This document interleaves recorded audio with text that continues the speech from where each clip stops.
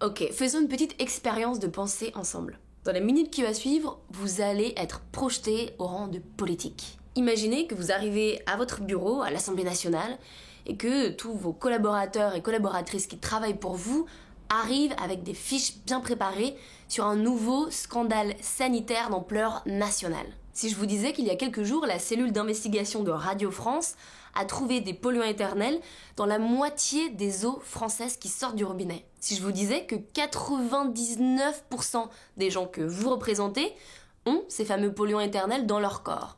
Le mot éternel vient du fait qu'on ne peut pas s'en débarrasser. C'est la seule molécule qui existe au monde qui a cette capacité-là. Et enfin, si je vous disais qu'une simple citoyenne comme moi, par exemple, ait fait tester une de mes mèches de cheveux que j'ai envoyée au labo, ils ont testé plus de 10 polluants éternels. Parmi ces 10-là, ils en ont retrouvé 3, dont un qui est classé cancérigène certain par le Centre international de recherche sur le cancer. Que feriez-vous ?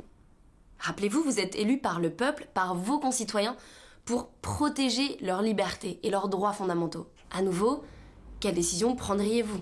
Je veux dire, au-delà de vos opinions politiques, je vous parle là de quelque chose de très simple. Vous pouvez décider de si oui ou non on interdit des molécules toxiques dans les vestes que mettent vos enfants le matin ou dans le stick à lèvres que vous mettez avant de partir. Vous pouvez décider si oui ou non les industries qui pendant des années ont produit et vendu ces polluants éternels doivent mettre la main à la poche pour payer une partie de la dépollution des eaux françaises. De décider si oui ou non on rend obligatoire le fait de mesurer, de chercher, de tester le niveau de polluants éternels qui sort des robinets de vos concitoyens.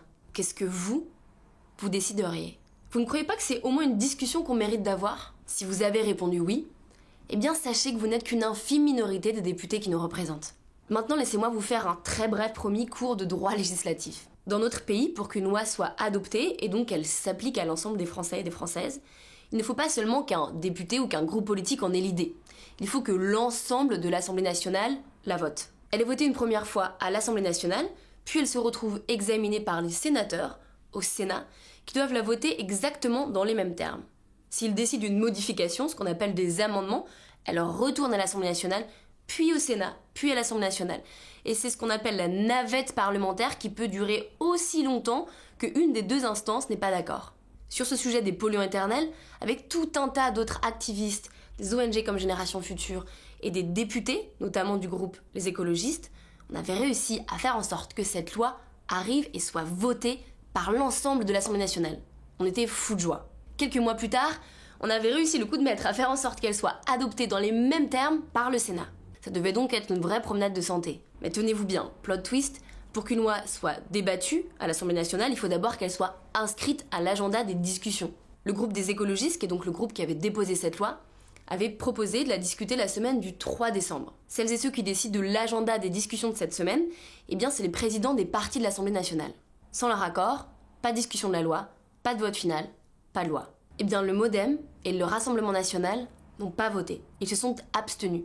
Quant à eux, les Républicains, Horizon et le parti du gouvernement Ensemble pour la République ont voté contre. Ils ont voté contre une discussion, contre la possibilité même pour des représentants du peuple de décider si oui ou non on va tendre vers un pays qui se débarrasse de pollution chimique qui perturbe le développement du cerveau des enfants, qui font augmenter les taux d'infertilité dans la population, qui sont liés aux maladies d'Alzheimer et de Parkinson. C'est simplement la honte. On vous montre rarement ce qui se passe en dehors des écrans, dans les coulisses de la politique, dans les couloirs de l'Assemblée nationale. Pourtant, c'est une partie très importante de notre travail. À chaque fois qu'on essaie de porter des idées, que vous nous aidez massivement à les rendre inévitables pour ces politiques, une grande partie de ce qu'on fait, c'est aussi de s'assurer que concrètement les lois changent. En l'occurrence, que concrètement on puisse protéger les Français et les Françaises de cette pollution massive. Mais cette fois, je crois que j'avais juste envie de vous le partager parce que j'étais simplement écœurée de cette lâcheté. On n'est pas surpris, mais on est quand même déçus. Si on vient de se faire virer par la grande porte, on va revenir par les petites fenêtres. Le combat continue, on lâche rien. On va plus que jamais avoir besoin de vous. À très vite.